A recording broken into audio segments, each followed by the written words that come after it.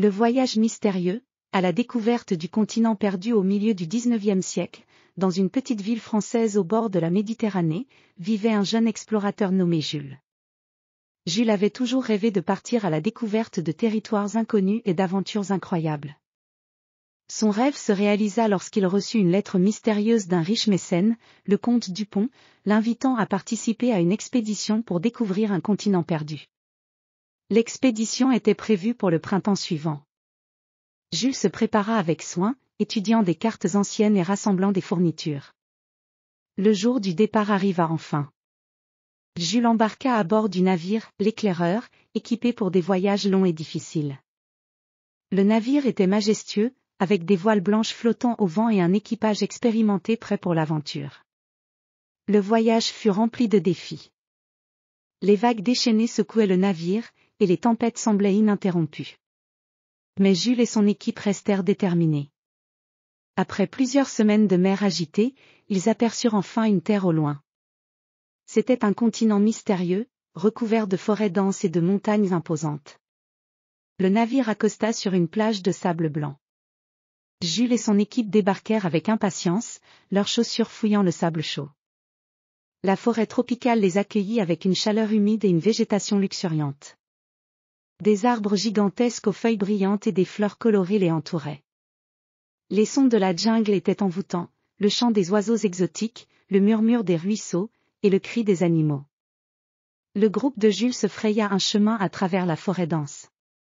Ils rencontrèrent de nombreuses merveilles, des cascades scintillantes, des lacs mystérieux, et des animaux incroyables qu'ils n'avaient jamais vus auparavant.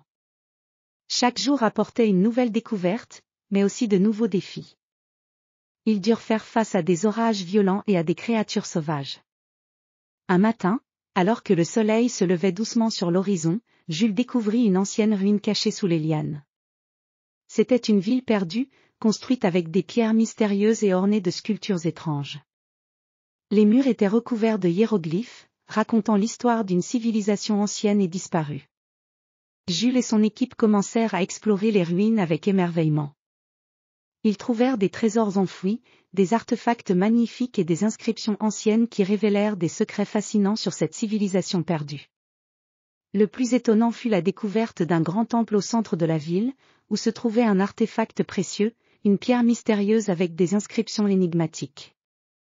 Les inscriptions sur la pierre semblaient être un message codé. Jules et ses compagnons passèrent des jours à déchiffrer les symboles. Leur patience fut récompensée lorsqu'ils découvrirent que la pierre racontait l'histoire d'une grande découverte scientifique réalisée par les anciens habitants du continent. Cette découverte avait été perdue avec la chute de la civilisation, mais elle promettait de changer le monde moderne. En retournant à leur navire avec leur découverte, Jules et son équipe se sentaient comblés. Ils avaient non seulement découvert un continent perdu, mais aussi révélé des connaissances précieuses qui enrichiraient l'humanité. L'expédition de Jules devint célèbre dans le monde entier, et il fut célébré comme l'un des plus grands explorateurs de son temps. Le retour à la maison fut triomphal, et Jules se remémora avec nostalgie les moments passés dans cette terre mystérieuse. Son aventure avait prouvé que la soif de découverte et de connaissance pouvait mener à des réalisations extraordinaires, et il était prêt à partager ses découvertes avec le monde entier.